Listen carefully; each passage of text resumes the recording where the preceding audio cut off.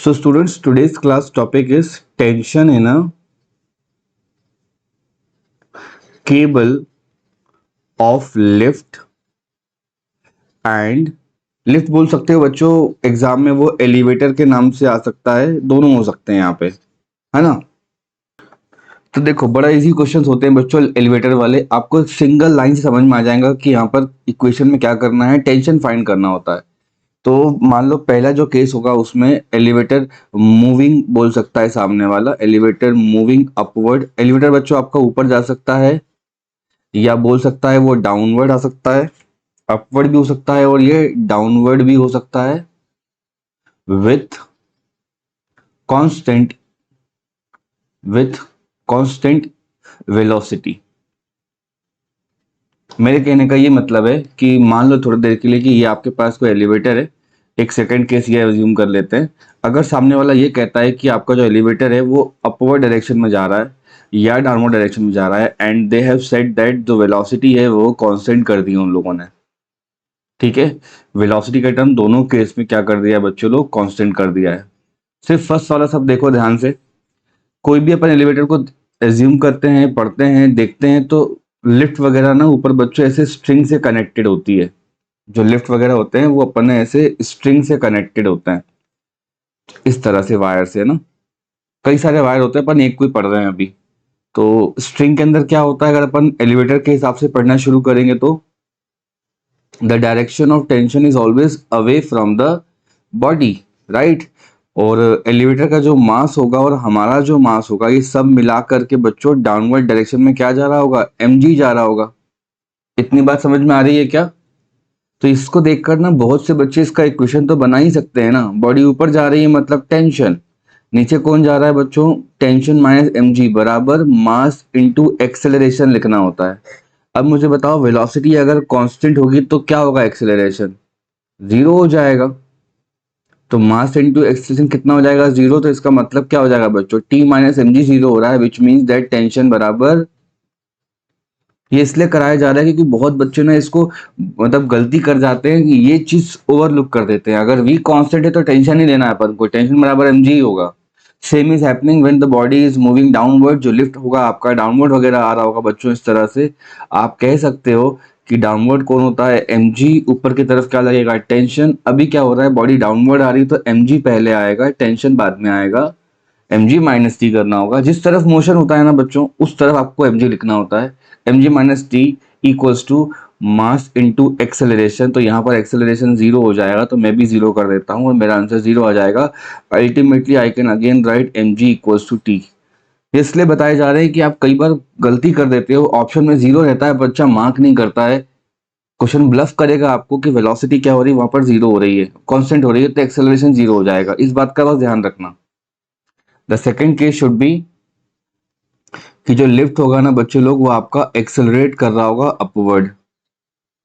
सब लोगों ने कभी एलिवेटर पे गए होंगे, अपन किसी बिल्डिंग में एंटर करते हैं, मॉल वगैरह में एंटर करते हैं, तो you must have seen that कि जैसे ही वो लिफ्ट चलना शुरू होती है हमको हल्का सा जर्क मिलता है बच्चों, है ना। बात तो बिल्कुल क्लियर है। तो टेंशन क्या हो जाएगी, यहाँ से अपवर्ड हो जाएगी और जो बॉडी का जो पूरा वेट होता है बच्चों, ग्रेविटेशन फोर्स, वो डाउनवर्ड जाएगा। ये रहा अपने बॉडी, है ना। एक पर्सन, बहुत से पर्सन हो सकते हैं। तो डाउनवर्ड कौन आएगा, mg। ऊपर कौन होता है, टेंशन। और आपको तो पता है कि ऊपर जा रही है बॉडी एक्सेलरेट करती हुई। किस किस को आया समझ में ये?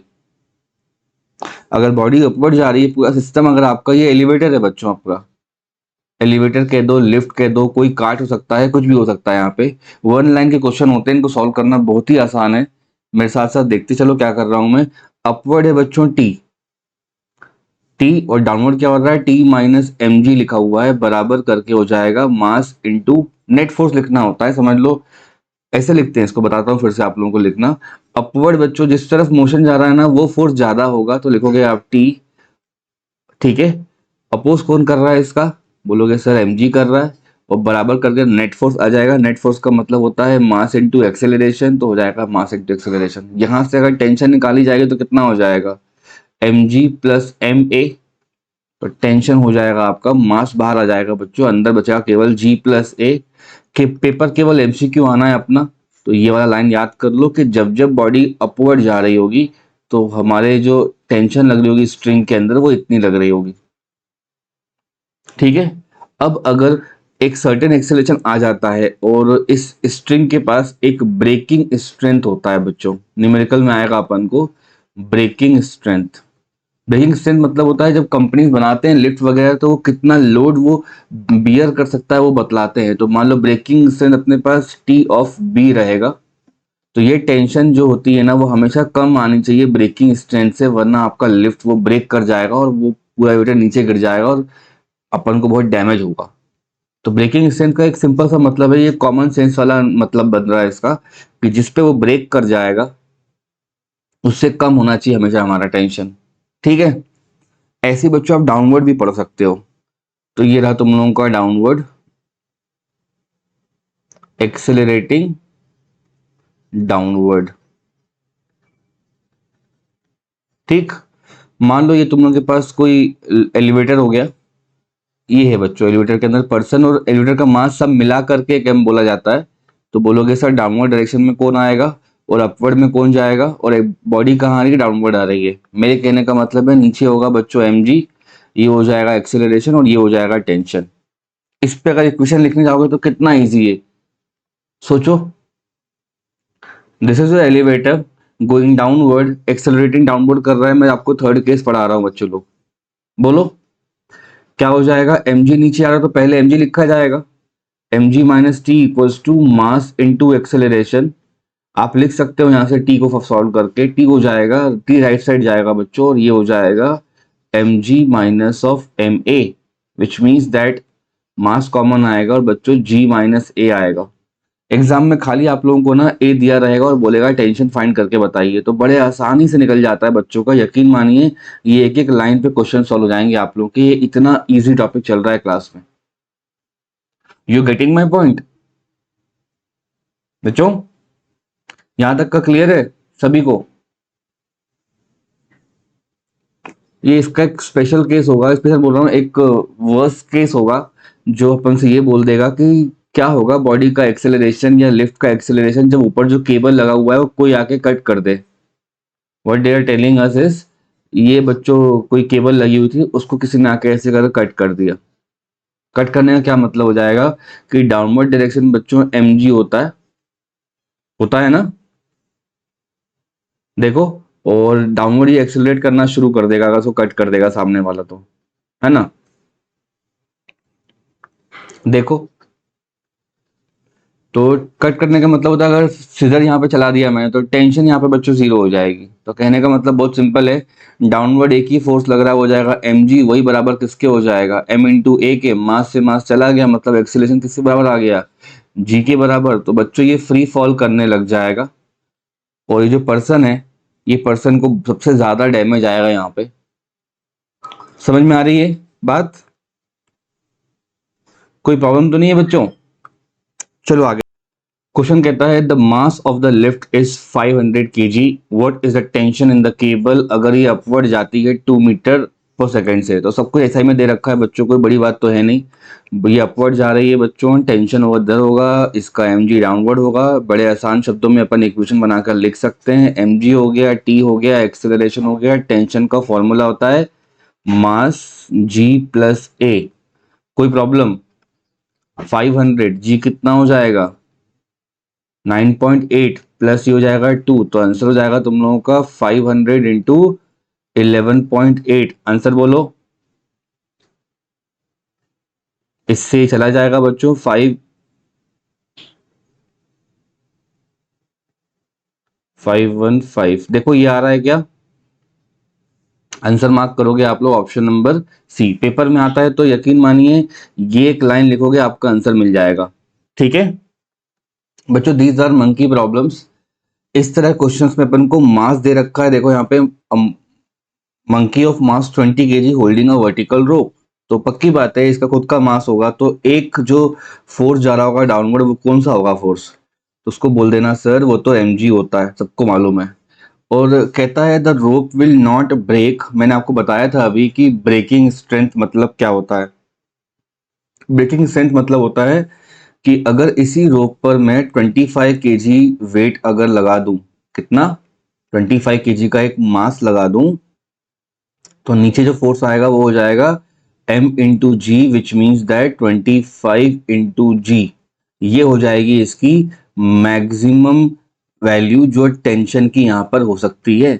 आप मेरी बात समझ रहे हो? उसने ब्रेकिंग स्ट्रेंथ का मतलब वो ये बताया कि इससे ज्यादा पे ये ब्रेक कर जाएगी बच्चों। ठीक है, तो उसने मैक्सिमम टेंशन भी दे दिया आप लोगों को। फिर कहता है, ये देखो समझाया है उसने, it will break if the mass exceeds 25 kg। What is the maximum acceleration monkey can climb up.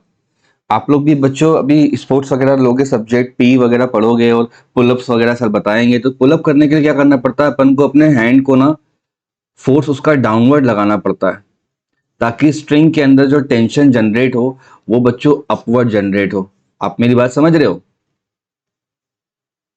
तो टेंशन क्या हो जाएगी बच्चों, यहाँ पे अपवर्ड हो जाएगी। हमारे हाथ पे जो टेंशन पड़ रही होगी वो यहाँ से अपवर्ड जनरेट कर रही होगी। हम इसको नीचे हैंड को पुल करते हैं अपने, है ना?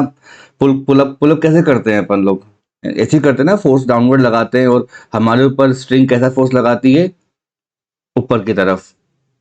तो अपन को यहाँ बनाना है free body diagram of monkey. और जो बच्चे कल स्कूल आए हैं उनको मालूम है एफबीडी कैसे बनाया जाता है। बहुत आसान होता है बच्चों। मंकी का बनाना है तो मंकी पे जितने फोर्स लगेंगे वो बनेंगे। तो मंकी पे एक तो अर्थ फोर्स लगाती है, मंकी पर एक तो अर्थ फोर्स लगाती है और उस फोर्स का नाम होता है m इंटू जी। मंकी पे रोप भी फोर्स लगाएगी, मंकी पर बच्चों रोप भी फोर्स लगाएगी और उस फोर्स का नाम होगा टेंशन। क्लियर? और मंकी को ऊपर जाना है किसी एक एक्सेलरेशन से। अब आपका काम का खत्म हो गया, ये डायग्राम समझा दिया है मैंने। एक लाइन का आंसर है, टेंशन होगा ऊपर, माइनस क्या हो जाएगा mg बराबर मास इनटू एक्सेलरेशन। तो टेंशन कितना है बच्चों?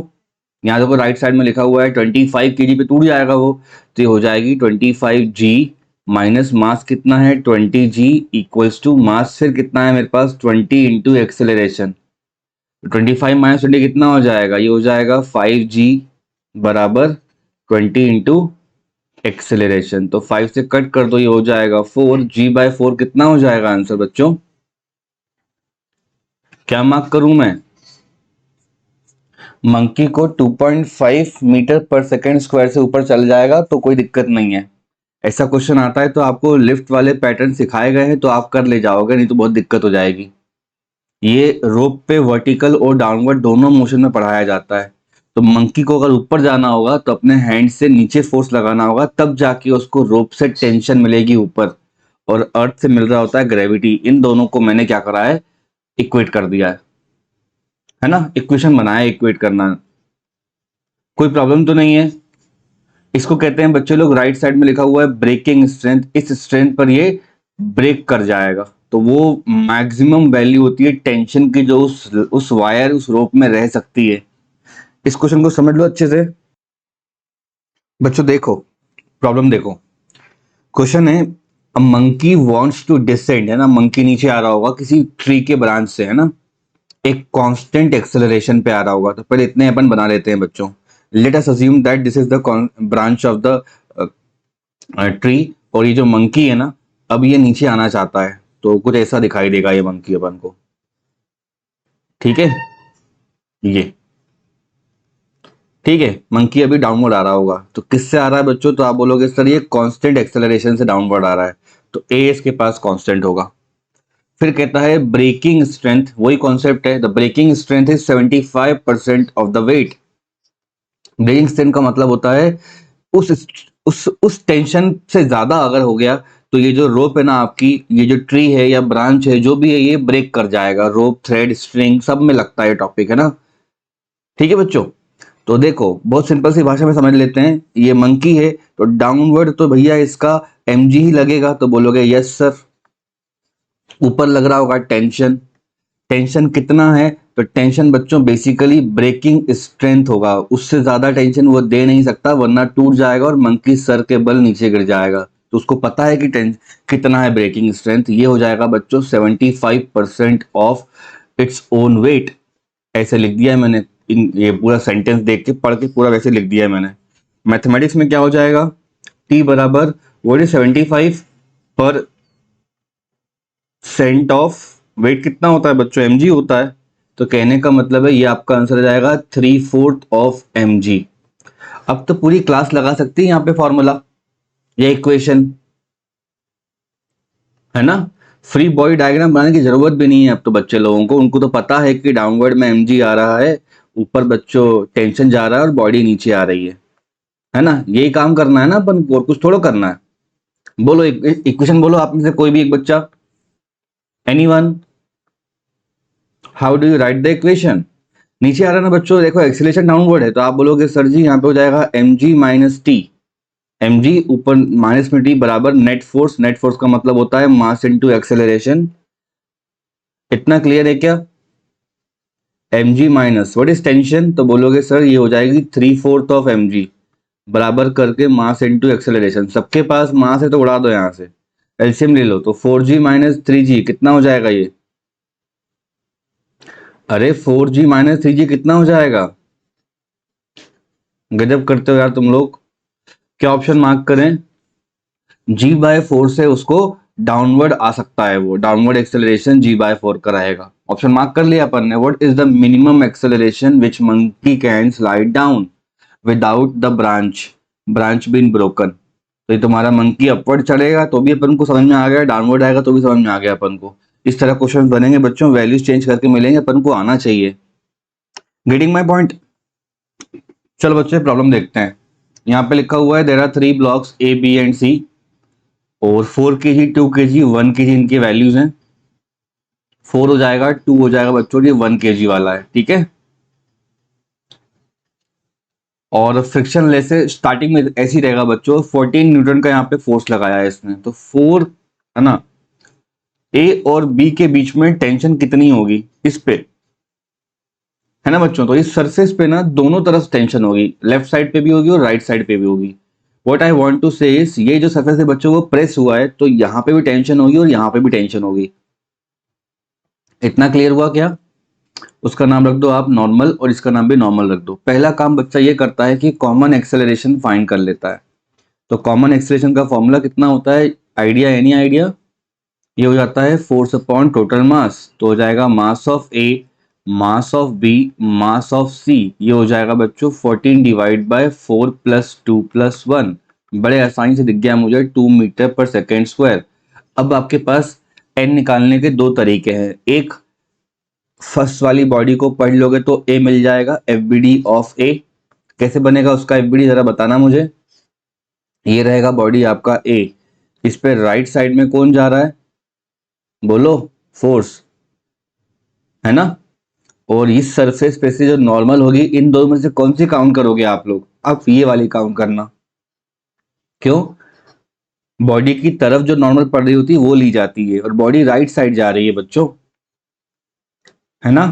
तो यहां से देख करके क्लास में बैठा कोई बच्चा एक क्वेश्चन बना सकता है, जिस डायरेक्शन में मोशन होता है वो फोर्स पहले लिखते हैं, F माइनस एन बराबर मास इंटू एक्सिलरेशन। मास किसका होगा, फर्स्ट वाले का होगा। तो फोर्स कितना है बच्चों 14, नॉर्मल आपको फाइंड करना है। मास कितना है 4, एक्सिलरेशन कितना है आपका 2, कितना आया नॉर्मल यहाँ से 4 2 ज़ा 8, 16 माइनस 8।